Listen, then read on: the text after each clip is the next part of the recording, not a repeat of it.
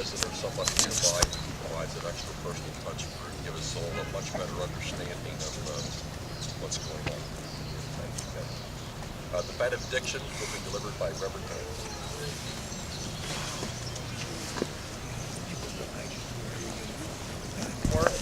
He served in the Army as a member of the military police. His son Andy is an Eagle Scout with this troop, and he lives down at University Place. Please welcome Kevin Kahn.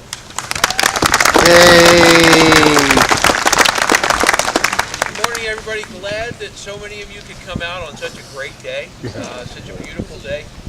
Yes, our son is an Eagle Scout with Troop 112. I can't forget my daughter, who is a Silver Venture Scout with the Cradle of Liberty Council as well. So I was very reluctant to speak, and as Mr. Federico and myself took over the organizing and planning of this event, we found that a lot of veterans are very reluctant to speak. Most of us, and myself included, really saw no action. We had no excitement, no battlefield courage or anything like that.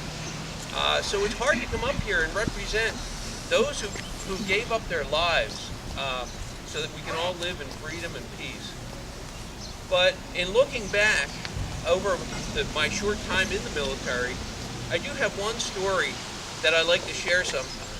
So it was back in the mid-'80s when I was down at Fort McClellan, Alabama.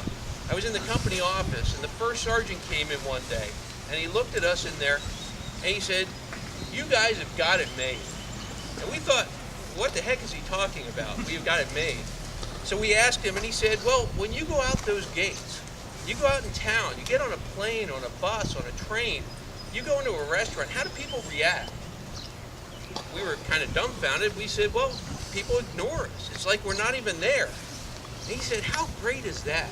When I was a private in the 70s, you go out off post, people would yell at you, throw things at you, call you names. They treated them like dirt. And we thought about it for a little bit, but it was hard for us to make a connection there. And then years go by. I was out of the military in the Gulf War and the Operation Desert Shield, the Desert Storm, and really the perception and the appreciation by the public of the service that the young men and women in the service performed for all of us really kind of changed. And for the better. So airlines give priority boarding now to servicemen and women. Some businesses give discounts. You know, random strangers walk up to service personnel in the airport, shake their hand, buy them a drink, thank them for their service. It's great.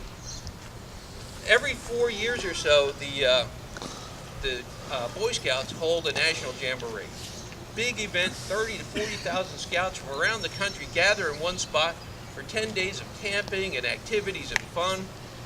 And in 2010, our son, went down to Fort A.P. Hill in Virginia for the Boy Scout Jamboree, and I got a day to go down and visit. It was great. At the end of the day, I was walking to my car, and in the parking lot, I saw an MP standing there. Well, I was an MP. He's an MP. I went over, I shook his hand, thanked him for his service, and then I said, "You guys have got it made." People buy you drinks and shake your hand. When I was a private, people ignored us, right? So it's great that the attitude and the perception and the appreciation have really changed over the years, and that we can show these young men and women how much they mean to us. So today is a special day to really remember and honor and commemorate those who paid the ultimate price, who gave their lives in defense of our freedoms and liberty. But every day of the year is a day to be thankful for all those who are currently serving, all those who put on a uniform to protect us and keep us safe, in the hope that someday their name isn't one of the names that we read off at a future Memorial Day event. But not only the men and women of the Army and the Navy and the Air Force and the Marines and all the other services, but even down to the local level, our local police and fire departments and first responders, anyone who wears a uniform and protects us and keeps us safe nationally or in our own communities. We should be thankful for each and every one of them. All right, so thank you all for coming again.